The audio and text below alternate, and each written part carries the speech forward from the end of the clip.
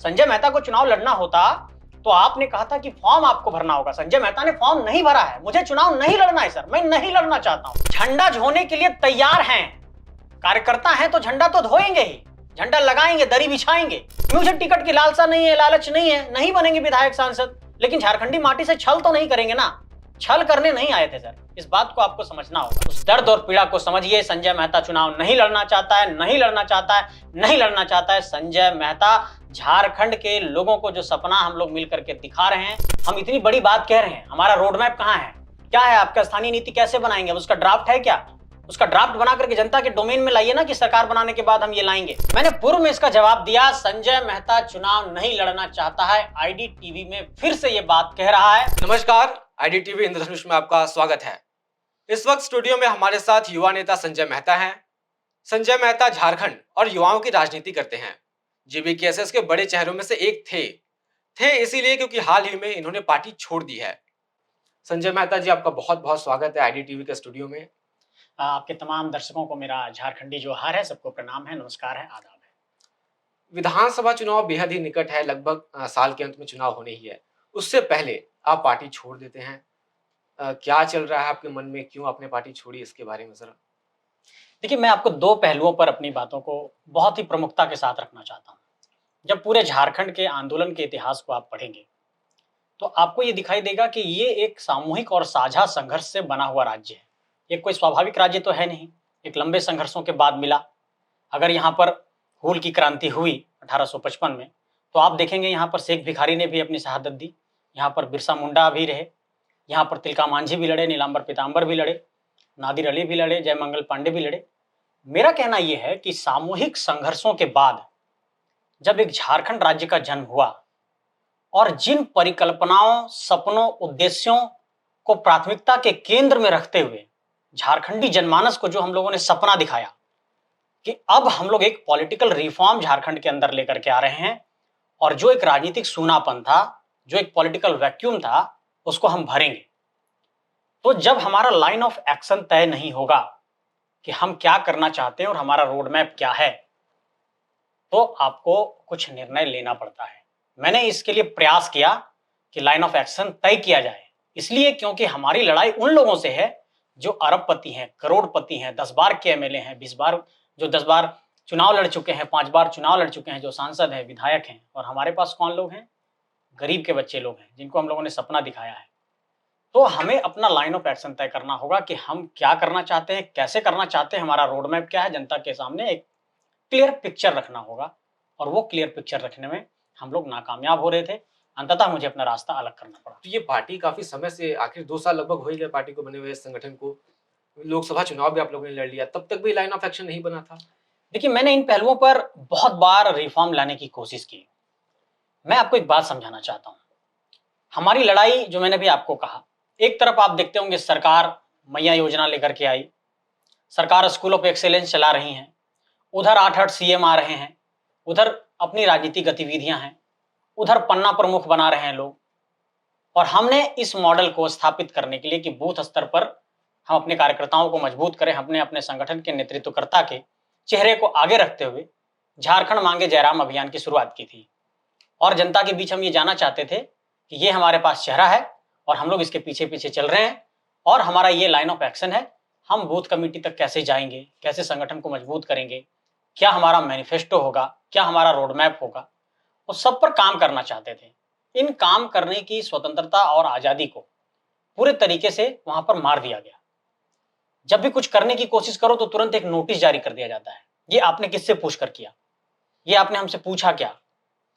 तो मेरा कहना है कि अपने संगठन के नेतृत्वकर्ताओं को ही, जो संगठन को कुछ डिलीवर करना चाह रहे हैं, कंट्रीब्यूट करना चाह रहे हैं और वो राज्य के हित में करना चाह रहे हैं, आप उसको काम करने की आजादी नहीं दे रहे हैं। तो ऐसे में कोई व्यक्ति कैसे काम कर पाएगा?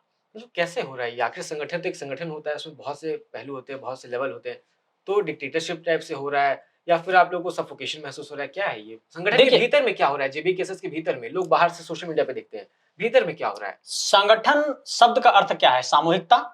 और हम लोगों ने जब संघर्ष शुरू किया, मैं इस बात का पक्षधर हूं कि किसी भी संगठन में एक शीर्ष नेतृत्वकर्ता होता है और उसके प्रति तमाम दूसरे पंक्ति के नेताओं की आस्था होती है।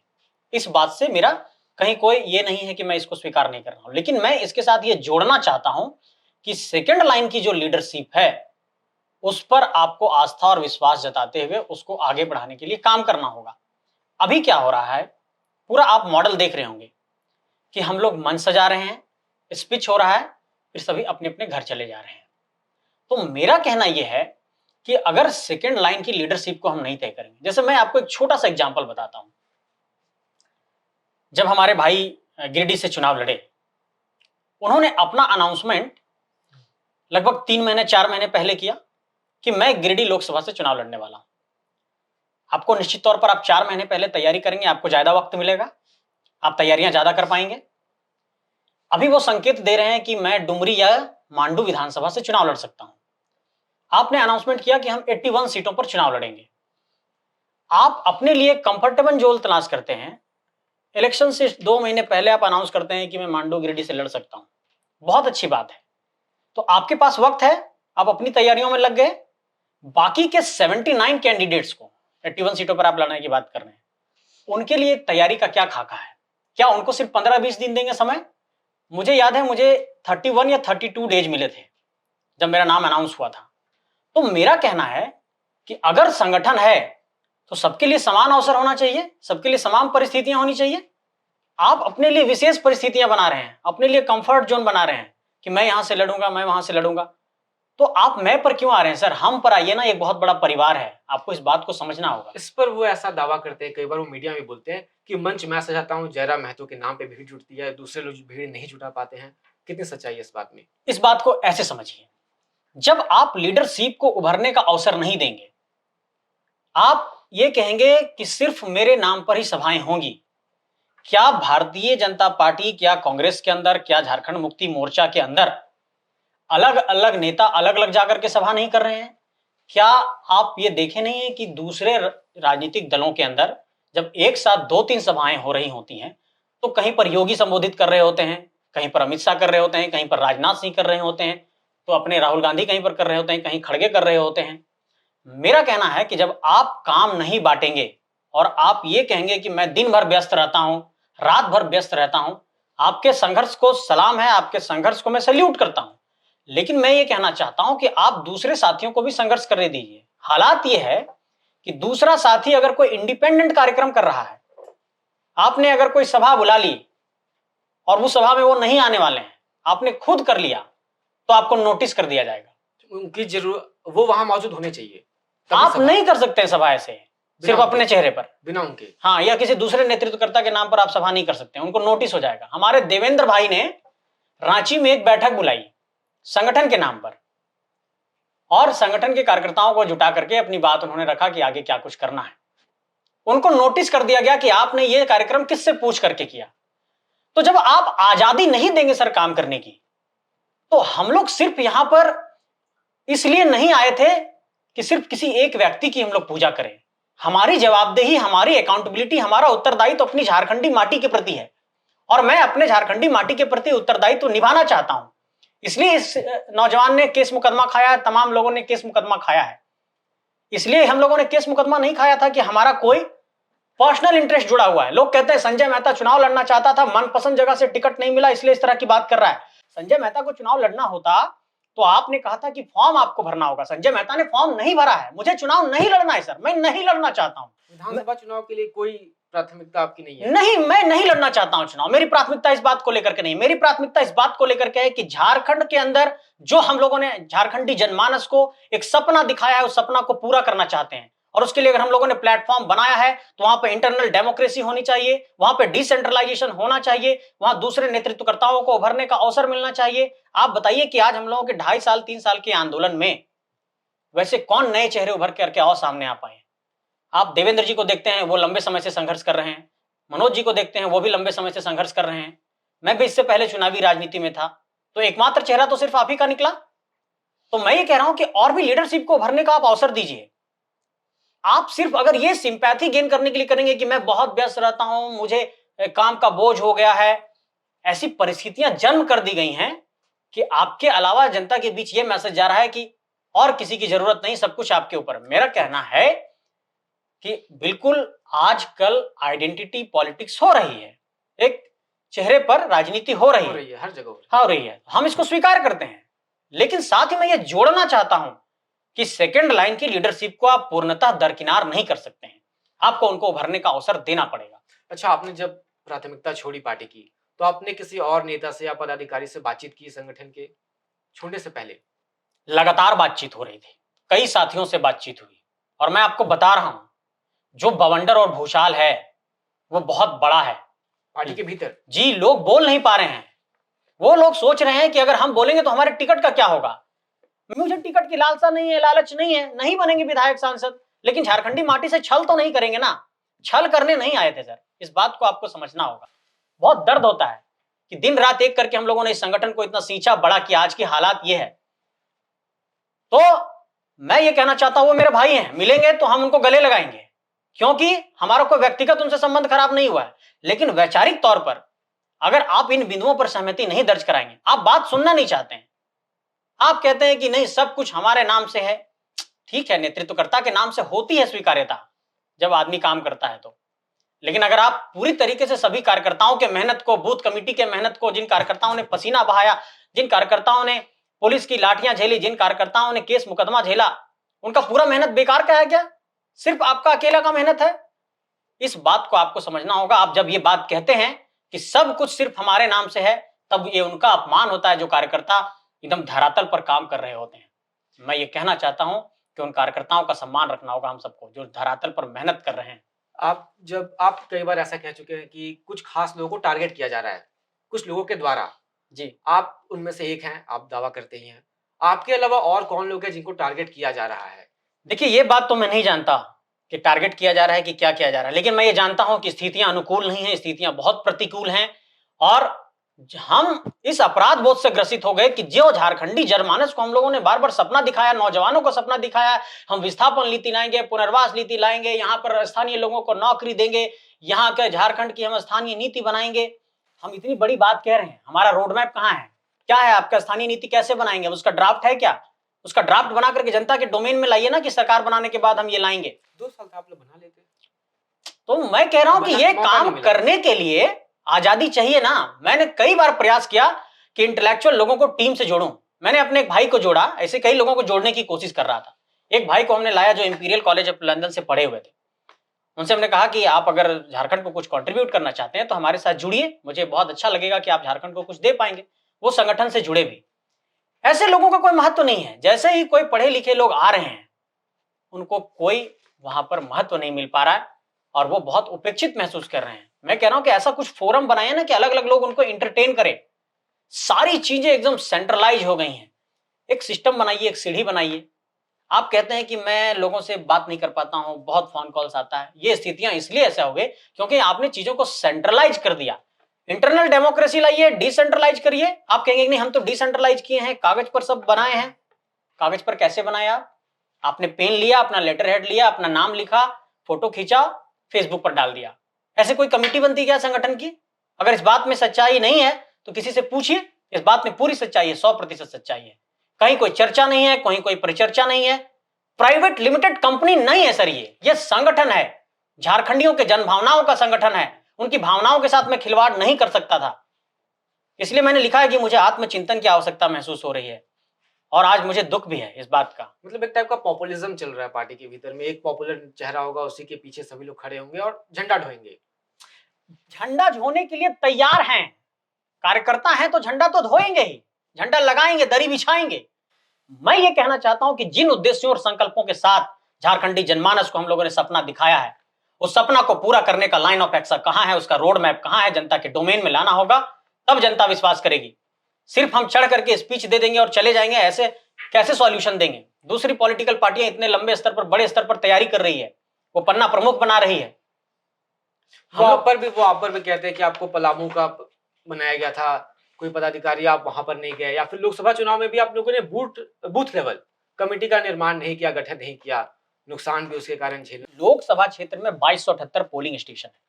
उस 2278 पोलिंग स्टेशन पर सभी पर हमारी बूथ कमेटी नहीं बन पाई थी, इसलिए कि एक बड़ी स्थापित पॉलिटिकल पार्टियों के लिए भी 2278 जो पोलिंग स्टेशन हैं उस पर तुरंत बूथ कमेटी बना पाना संभव नहीं हो पाता है। हम लोग भी सब जगह नहीं बना पाए थे, लेकिन हाँ ऐसा है कि कुछ जगहों पर हम लोग बनाए थे। और जो कार्यकर्ता मैदान पर थे उनसे पूछिएगा कि हमने बूथ लेवल पर सबको किट भेजा था, जो वोटर लिस्ट की अपनी कॉपी होती है, तमाम कार्यकर्ताओं का जो किट होता है, हाँ, जो वो लोग थैला चेक होता करते है, हैं वो लोग, हाँ। जी वो हम लोगों ने सब कार्यकर्ताओं तक भेजा था। तो इन सब बातों को समझने की जरूरत है सर।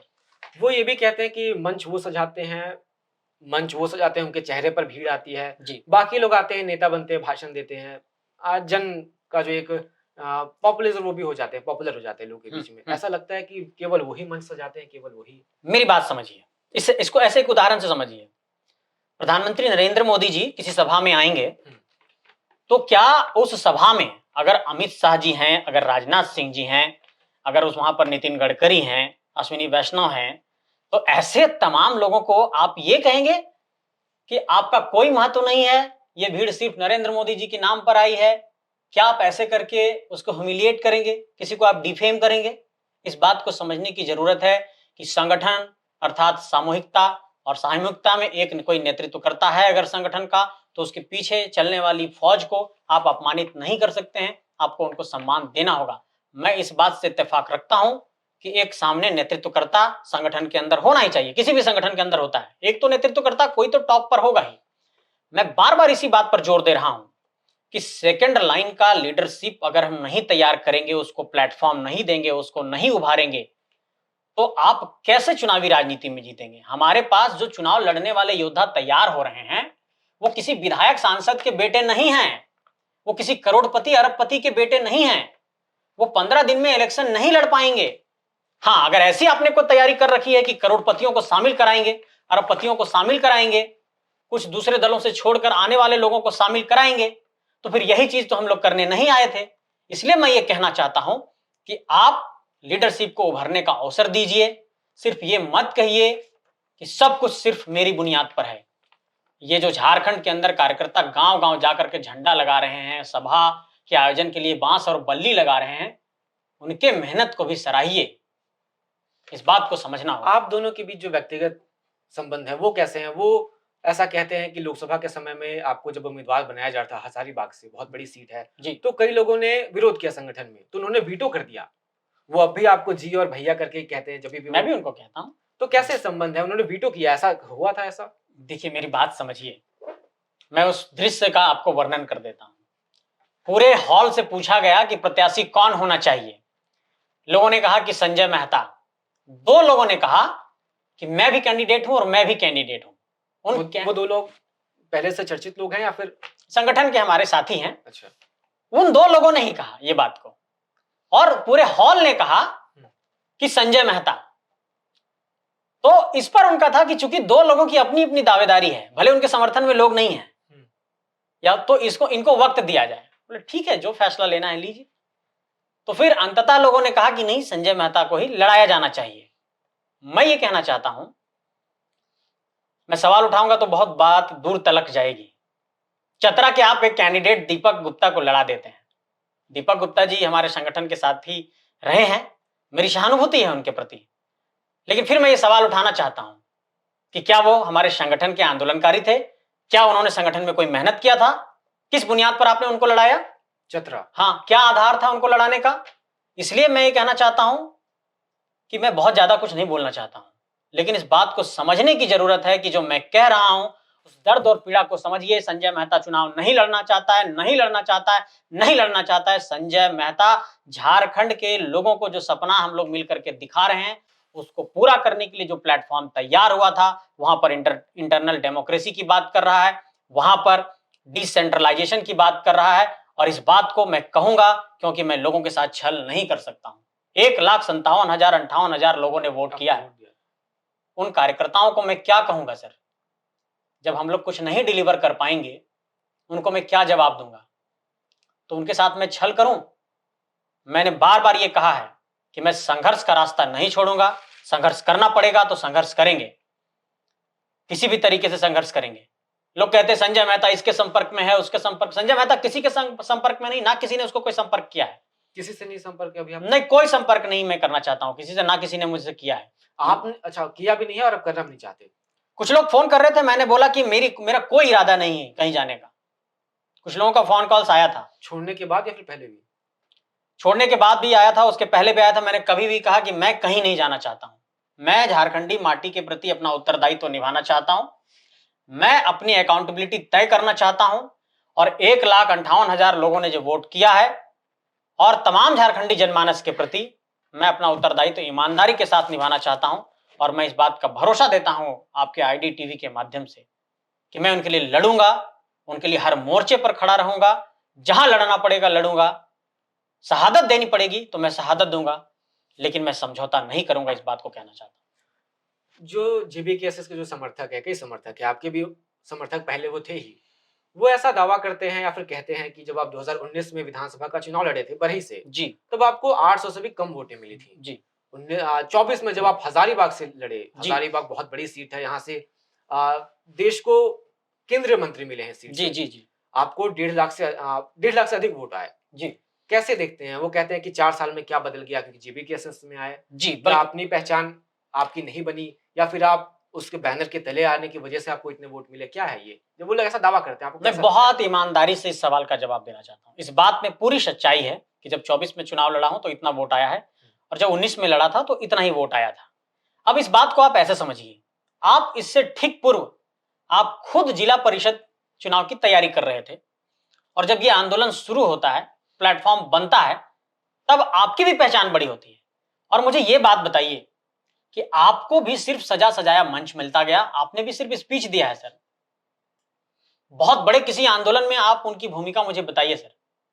मैं इसलिए सवाल उठाना चाहता हूं कि आप दूसरे पर यह बात कहना चाहते हैं, और मैं ये बात स्पष्ट तरीके से कहना चाहता हूं कि सामूहिकता से जो संघर्ष हुआ उसका परिणाम 8.5 लाख वोट के रूप में आया।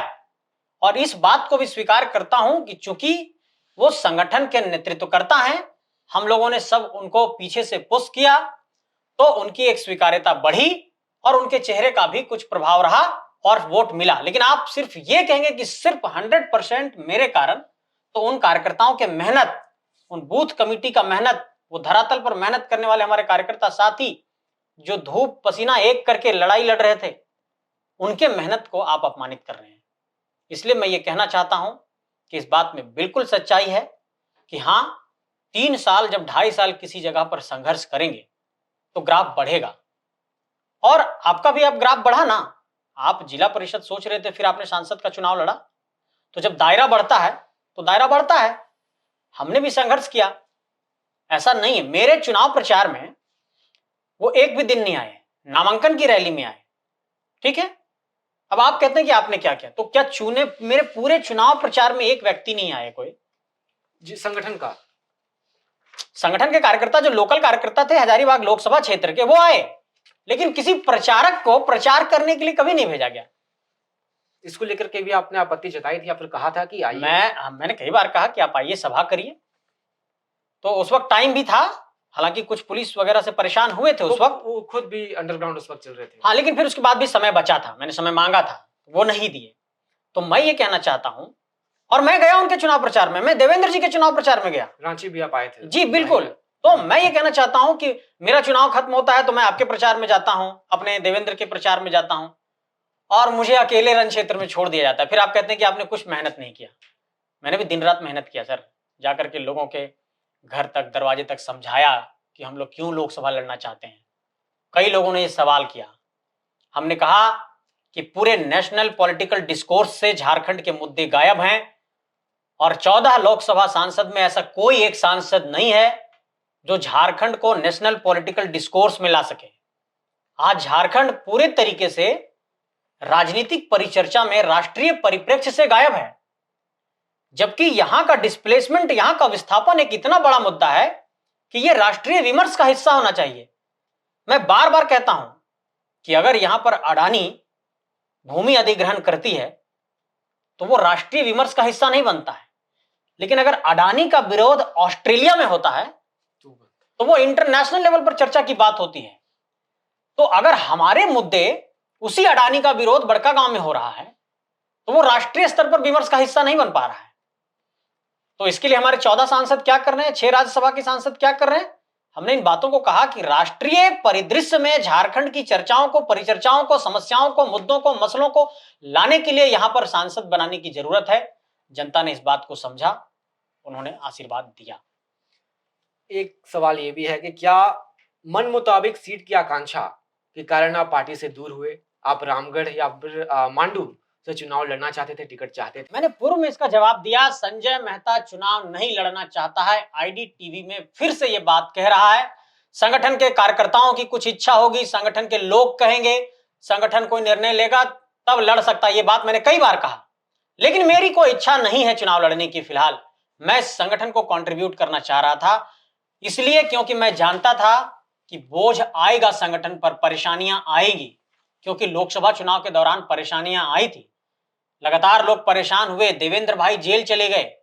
उनसे पूछिएगा कि उनके नॉमिनेशन को बचाने के प्रयास में मेरी भूमिका रही कि नहीं, देवेंद्र भाई की। जयराम जी के नॉमिनेशन को बचाने में थोड़ी बहुत भी मेरी भूमिका रही कि नहीं। और क्या जब उन पर परेशानियां आई, पुलिस प्रशासन ने परेशान किया, तो क्या हम लोगों ने कोई भूमिका अदा की कि नहीं? तो मेरा ये सोच था कि फिर से विधानसभा चुनाव के दौरान लोग परेशान नहीं हों, संगठन सुनियोजित तरीके से चले। तो मैंने एक सुझाव दिया, उस सुझाव पर भी वो रिएक्ट कर गए। तो मैं ये कहना चाहता हूं कि आप किसी की बात नहीं सुनना चाहते हैं सर। आप कहते हैं कि सब कुछ मेरे अनुसार चलेगा। हम आपके अनुसार भी चलने को तैयार हैं, लेकिन उसमें सामूहिकता होनी चाहिए, सबको साथ लेकर चलने का भाव होना चाहिए। मैं आपके काम को, आपके मेहनत को सराहता हूं, सराहना करता हूं, मैंने कभी उनकी बुराई नहीं की है। लेकिन मैं ये कहना चाहता हूं कि आप सिर्फ और सिर्फ सेल्फ सेंट्रिक हो जाएंगे तो फिर संगठन कैसे आगे बढ़ेगा? इसके कारण और भी लोग हैं जो संगठन छोड़ना चाहते हैं, जो कि आपको जिसकी जानकारी हो? मुझे इसकी कोई जानकारी नहीं है, लेकिन स्थितियां अनुकूल नहीं है। हो सकता है इस पूरे स्थिति परिस्थिति प्रकरण के बाद स्थितियों में सुधार आए, इसलिए मैंने अपनी शुभकामनाएं भी दी हैं इस्तीफा के पत्र में। और मैं आपको एक बात बताना चाहता हूं आईडीटीवी के दर्शकों को, संजय मेहता ने 1,58,000 वोट लाया। मेरे पास 1,58,000 कार्यकर्ता के तौर पर व्यक्ति नहीं होंगे, लेकिन 5-10 आदमी तो होंगे मेरे पास, 2 ही आदमी तो होगा मेरे पास। मैंने किसी एक व्यक्ति को रिजाइन नहीं कराया है संगठन से। कोई व्यक्ति जब आमतौर पर क्षुब्ध होता है तो संगठन से कई लोगों को सामूहिक तौर पर इस्तीफा दिलवा देता है। इतना तो है ना सर कि 5 आदमी को तो रिजाइन दिला सकते हैं ना। हमने तमाम अपने कार्यकर्ताओं को कहा कि नहीं, वहां पर उम्मीद जुड़ी हुई है, भावनाएं जुड़ी हुई है, किसी व्यक्ति को रिजाइन नहीं करना। मेरे पास पिछले 3 दिनों में जब से मैंने रिजाइन दिया है, कई फोन कॉल मैसेज आए हैं। कई लोगों ने कहा कि भैया हम आहत हैं, हम भी अब नहीं रहना चाहते हैं, ये परिस्थितियां बहुत दिन से थी, मैं बोल नहीं पा रहा था, मैं भी रिजाइन देना चाहता हूं। मैंने कहा नहीं, आपको रिजाइन नहीं करना है। हो सकता है स्थितियां बेहतर हो सकता है अवसर पनपे वहां पर। तो आप ये कैसे कह सकते हैं कि संजय मेहता की चुनाव लड़ने की इच्छा थी, उसको मनपसंद सीट नहीं मिला? संजय मेहता चुनाव नहीं लड़ना चाहता है, लेकिन मैं जो बात कह रहा हूं उस बात को समझिए, वो झारखंड के लिए जरूरी है। झारखंड एक ऐसे मुहाने पर खड़ा है जहां पर अगर आज समाधान नहीं दिए तो पिछले 2 डिकेड्स की जो झारखंड की जर्नी रही है लूटपाट की, कोयला लूटो, अभ्रक लूटो, बालू लूटो, बॉक्साइट लूटो, यूरेनियम लूटो, आयरन और लूटो, पूरा सारंडा बर्बाद हो गया, पूरा जादूगोड़ा बर्बाद हो गया, बड़का गांव बर्बाद हो गया, गोड्डा बर्बाद हो गया, कोडरमा बर्बाद हो गया। मैं ये कहना चाहता हूं कि इस बर्बादी को रोकने के लिए अगर हम लोगों ने कोई सपना दिखाया था तो उस सपना को पूरा करने के लिए एक बेहतर प्रतिबद्धता के साथ हम लोगों को अपना एक रोड मैप जनता के बीच रखना चाहिए। आज तक आप इस बात को समझिए कि संगठन से जुड़ने के लिए, चूंकि हम 21st सेंचुरी में हैं, हम आधुनिकता की बात करते हैं, हम इंफॉर्मेशन टेक्नोलॉजी की बात करते हैं, एक ऑफिशियल मेल आईडी नहीं बना पाए लोग सर। जेबीकेएसएस का जी, आप बताइए कि अगर आपको आज की तारीख में जेबीकेएसएस को एक मेल करना है, आप ढूंढ लीजिए, नहीं मिलेगा। और आपने पूरे राज्य से एप्लीकेशन आमंत्रित कर दिया और संथाल वाले लोग, पलामू वाले लोग सब तोपचांची पहुंच रहे हैं। ये परेशानी नहीं है? ये संसाधनों का एक्स्ट्रा लोड नहीं है? इसको डिसेंट्रलाइज करते, प्रमंडल वाइज, जिला वाइज इसको कर देते, ऑनलाइन कर देते, मेल कर देते, एक वेबसाइट बनाने में 10-15-20 हजार में एक वेबसाइट बन जाता है। इन सब चीजों पर जब हम लोग सुझाव देते हैं, हम लोग कुछ करना चाहते हैं, तो कुछ नहीं करना है, तुरंत नोटिस, चिट्ठीबाजी पत्र, अनुशासन समिति, और जितनी अनुशासन समिति जेबी केसेस के अंदर बनी है उसका सबसे पहला लेटर संजय मेहता को जारी कर दिया जाता है और किसी भी व्यक्ति को नहीं। कोई व्यक्ति किसी को अपमानित कर रहा है, किसी को कोई लेटर जारी नहीं होगा, लेकिन अगर संजय मेहता ने कुछ बात कह दिया है, एक सुझाव पत्र लिख दिया है, तो संजय मेहता को अनुशासन समिति पत्र जारी करेगी कि आपने ये सुझाव पत्र क्यों जारी किया। कुछ लोग आपको खासकर टारगेट कर रहे हैं, कुछ और भी लोग हैं, कुछ लोग हैं। इतना आप किसी को ह्यूमिलिएट नहीं कर सकते हैं। ये तो मैंने झारखंड के परिप्रेक्ष्य में बात कर दिया। लोग कहते हैं कि संजय मेहता अपने पर्सनल कारणों से इस तरीके से करता है। मुझे आप बताइए सर, आप एक सम्मानित पत्रकार हैं, आज की तारीख में आप आईडीटीवी के साथ जुड़े हुए हैं, कल की तारीख में आप एक बड़े चेहरे बनेंगे, और कोई व्यक्ति आपको बार बार ये कहेगा कि आपकी पूरी आइडेंटिटी सिर्फ मेरे बुनियाद पर टिकी है, आपका अपना कुछ नहीं है।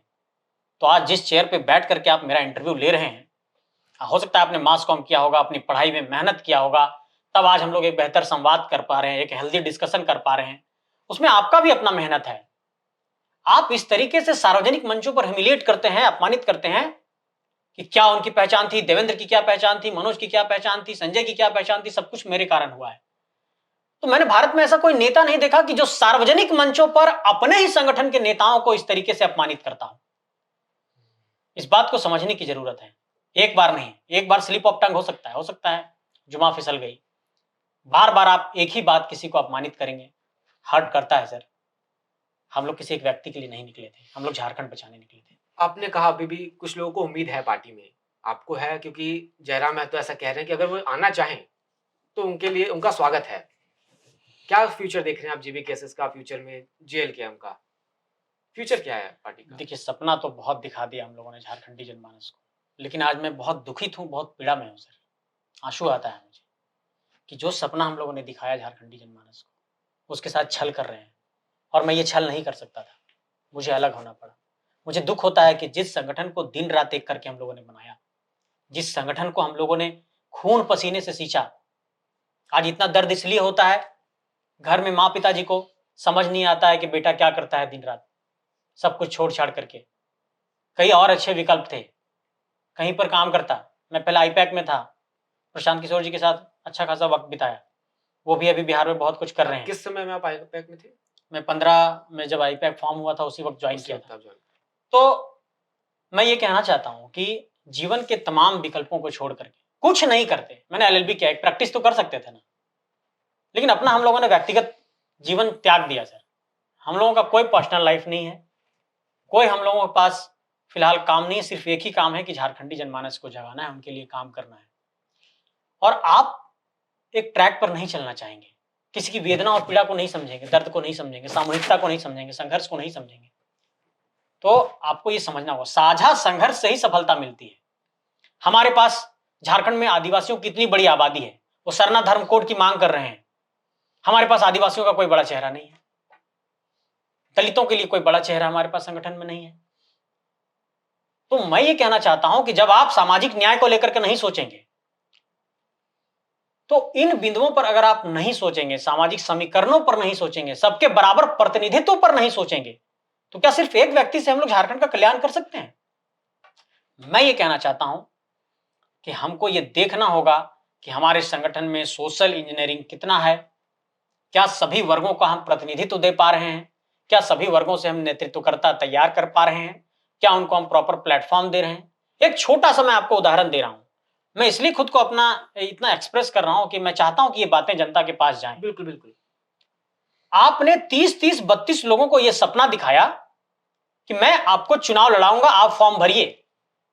आपने कंपटीशन जनरेट किया, बहुत अच्छी बात है, लेकिन जो व्यक्ति ने फॉर्म भरा उसमें कई आउटसाइडर भी हैं, उसमें कई आउटसाइडर हैं जो बाहर से, जो हमारे संगठन के सदस्य भी नहीं, प्राथमिक सदस्य भी नहीं है, वो संगठन में सीधे विधायक का फॉर्म भर रहे हैं। और इसके लिए कोई रूल एंड रेगुलेशन नहीं है? कुछ नहीं है सर, कुछ नहीं है। अब आपने क्या गलती की कि एक सीट पर आप किसी एक को लड़ाएंगे। अब 32 लोगों ने एप्लीकेशन दिया है, 31 आपसे नाराज होंगे, हो सकता है कुछ को आप मना लेंगे। अब 31 वैसे लोग आपसे नाराज होंगे जो विधायक लड़ने की महत्वाकांक्षा रखते हैं। 500-200 लोग तो उनके पास रहेंगे। ये एक सीट की स्थिति है, 50 सीटों पर जब आप टिकट देंगे एक एक व्यक्ति को, तो इतने बड़े विरोध को, इतने बड़े नाराजगी को ठीक एन वक्त पर, जब इलेक्शन अनाउंस हो रहा होगा, जब आचार संहिता होगी, जब इलेक्शन में, आपको मैं बताता हूं, बहुत प्रैक्टिकल बात बताता हूं, जो भी चुनाव लड़ेंगे वो साथी, जब आपको इलेक्शन में चुनाव लड़ने के लिए आपका चुनाव चिन्ह आपको मिल जाता है कि आप ईवीएम में कितने क्रम संख्या पर हैं, उसके बाद सिर्फ 12 दिन का वक्त होता है, 12 और 13 दिन। तो जिस दिन आपको मिलता है चुनाव चिन्ह, उस दिन 2-3 बजे तक चुनाव चिन्ह मिलता है, तो उसके बाद सिर्फ 12 दिन का वक्त होता है। अब इस 12 दिन के वक्त में पूरे आपके अपने चुनाव चिन्ह को, पूरे कैंपेन को फील्ड पर लेकर के जाना है, और तैयारियां क्या है? सिफर है, देखिए कुछ नहीं है। इसलिए मैं ये कहना चाहता हूं कि इस बात को समझना पड़ेगा कि हम लोगों ने खुद से एक ऐसी स्थिति को पैदा कर दिया है जहां पर संगठन बिल्कुल रेत की दीवार की तरह गिर सकती है। और मैं इस एलिगेशन को अपने ऊपर इसलिए नहीं लेना चाहता था क्योंकि मैं इसके लिए जिम्मेदार नहीं हूं। जो निर्णय लिए गए ये सब, कि फॉर्म भरा जाएगा, 5100 रुपए लिए जाएंगे, इन कोई भी निर्णय में मेरी कोई सहभागिता नहीं है। और जब संगठन टूटता, जब संगठन में लोग परेशान होते, जब लोग विरोध करते, तो लोग तो यही कहते कि संजय मेहता भी तो संगठन में था, उसकी भी सहमति रही होगी निर्णय में, हमसे तो कभी पूछा नहीं गया। तो मैं इस गुनाह को अपने ऊपर क्यों लेता? मैंने समझाने की कोशिश की, लोग नहीं समझ रहे हैं। और आपको अपने सराउंडिंग को ठीक करना होगा। आपने क्या किया है कि अपने आसपास ऐसे लोगों की टीम तैयार कर दी है जो आपके एक्सेस को टफ कर दिए हैं। आपसे वही लोग मिल सकते हैं जिससे आप मिलना चाहेंगे, या आपके आसपास वाले लोग मिलाना चाहेंगे। ये ऐसे लोग सराउंडिंग में हैं, जब फोन करेंगे मिलना चाहते हैं। अच्छा अभी तो रुकिए, थोड़ी देर बाद कहां है बताते हैं। अच्छा नहीं, अभी इस एरिया में नहीं, उस एरिया में है। मतलब अगर वो चाहेंगे तो आपसे मिलेंगे, अगर नहीं चाहते हैं तो आपसे नहीं मिलेंगे। ये पुराने लोग हैं कि नए नए शामिल हो गए? पुराने लोग हैं सर, ये लोग पुराने लोग हैं। हाँ, और एक ऐसा सराउंडिंग ने उनको घेर लिया है जो नहीं चाहते हैं कि कोई इनके क्लोज आए, कोई इनको बढ़िया बात बताए, क्योंकि उन लोगों ने अपने लिए कुछ ऐसा सिस्टम जनरेट किया है जिससे उनको कुछ लाभ हो रहा है। और वो नहीं चाहते हैं कि ये कॉकस, ये सिंडिकेट पूरे तरीके से कोई इस पर, मतलब इसको फिल्टर आउट करने की कोशिश करे। कोई इसके ध्यान भी नहीं दिया जा रहा है। कुछ नहीं। आप अपने भविष्य को किस रूप में देखते हैं? आगे क्या करेंगे? क्योंकि विधानसभा चुनाव बेहद ही नजदीक है। आप भले लड़ेंगे नहीं, लेकिन फिर भी अगर आप लड़ते, आप चुनाव लड़ते, तो जो आप सपने देखे आप लोगों ने, उसको पूरा करने में बहुत सहायता होती, क्योंकि विधायक एक बहुत बड़ा। देखिए, चुनावी राजनीति सब कुछ नहीं है। फिलहाल तो कई लोग घर पर आ रहे हैं, कई लोग फोन कॉल कर रहे हैं, और कई लोगों की ये जिद है कि आप ये कैसे कह सकते हैं कि आप नहीं लड़ेंगे, आपको लड़ना पड़ेगा। हमने ये कहा है कि जिस पॉलिसी की बात हम लोग कर रहे हैं, मैंने फिलहाल अपने कुछ साथियों से बात की है जो आईआईटी के हैं, आईआईएम के हैं, जो टिस के हैं, एक्सआईएसएस के हैं, जो देश के अलग अलग कुछ संस्थानों में पढ़ाई कर रहे हैं, कुछ विदेशों में पढ़ाई कर रहे हैं। मैंने उन साथियों से बातचीत की है कि झारखंड को एक बड़े स्तर पर इंटेलेक्चुअल यूथ के कंट्रीब्यूशन की जरूरत है। और एज एन झारखंडी आप क्या दे सकते हैं झारखंड को, ये बताइए। हम लोग कुछ करना चाहते हैं पॉलिसी के लेवल पे। तो फिलहाल इन बिंदुओं पर मैं सोच रहा हूं कि क्या हम लोग किसी एडवाइजरी के तौर पर किसी को कुछ हम लोग सहयोग कर सकते हैं, या फिर किसी सरकार को कोई एडवाइस दे सकते हैं कि इन कामों को आप करिए। जैसे एक छोटा सा एग्जांपल आप समझिए, झारखंड सरकार ने एक विधेयक लाया कि निजी क्षेत्र की कंपनियों में 75% नौकरियां जो 40,000 तक की होगी, वो झारखंड के स्थानीय लोगों को मिलेगा। अब हालात ये है झारखंड में कि ड्राइवर की भी नौकरी यहाँ के स्थानीय लोगों को कंपनियों में नहीं मिलेगा। बस कई आते हैं लोग, कंपनियों में एक सिंडिकेट है कि जो हमारे झारखंड के ड्राइवर साथी हैं, उनको भी ड्राइवरी के जॉब के लिए 50,000, 1 लाख रुपए रिश्वत देना पड़ रहा है उन कंपनियों के बिचौलियों को। ये स्थितियां हैं। मेरे मन में एक आइडिया आया कि अगर इस झारखंड के अंदर जितने मतलब कंपनियां हैं जो माइनिंग कर रही हैं, तरह तरह की कंपनियां हैं, उसके जितने जीएम हैं या फिर डायरेक्टर हैं या फिर सीईओ हैं, जो तमाम कंपनियों के लोग हैं, इनसे एक डेटाबेस मांगा जाए कि आपके पास कितने स्थानीय लोग काम कर रहे हैं। तो इन चीजों पर काम करने के लिए जब हम उनको कानूनी तौर पर नहीं घेरेंगे, तब तक वो आपसे बात नहीं करेंगे, क्योंकि आप बार-बार सोचेंगे कि उसके दरवाजे पर प्रोटेस्ट करके, हंगामा करके उसको मना लें, तो एक बार, 2 बार आप कर सकते हैं। लेकिन अगर डॉक्यूमेंट के स्तर पर, कागज के स्तर पर, दस्तावेजी तौर पर जब आप उसको नहीं घेरेंगे, तो वो नहीं मानेगा। तो इन सब चीजों के लिए हम काम करना चाहते थे कि डेटा पर एक काम हो, एक अलग विंग उसका तैयार हो, एक डिजिटल वॉर रूम हम लोग बनाएं, बाकायदा एक इलेक्शन वॉर रूम बने, पूरे स्ट्रेटेजिक प्लानिंग के साथ हम लोग इलेक्शन को फाइट करें, इलेक्शन मोड में जाएं। जब चुनावी राजनीति में आ गए, एक राजनीतिक दल का पंजीकरण करा दिया, तो आप इलेक्शन मोड में आइए। हर वक्त आप आंदोलन के मोड में रहेंगे, हर वक्त सिर्फ स्पीच देने के मोड में रहेंगे, तो नरेंद्र मोदी जी को बहुत लोग सुनने आते हैं, तो हर दिन वो भी सिर्फ स्पीच ही देते रहते। वो भी अपने पीएमओ में बैठ के फाइलों को साइन कर रहे हैं ना। इतने जो कानून बन रहे हैं और इतने जो सरकार की गतिविधियां चल रही है, तो प्रधानमंत्री जी साइन करने के लिए बैठते होंगे ना। तो मेरा ये कहना है कि इन सारे टीम के साथ आप बैठिए। मैं नहीं हूं पार्ट, कोई बात नहीं। मैं आपको ये कहना चाहता हूं, मैं आपको शुभकामनाएं देना चाहता हूं कि झारखंड के लोगों को जो सपना, जो आस, जो उम्मीद हम लोगों ने दिखाया है, उसको आप पूरा करिए। और मैं इस बात का पूरा भरोसा दिलाना चाहता हूं कि इस पूरे सफर में मैं कहीं से भी किसी के लिए कोई बाधा नहीं बनने जा रहा हूं।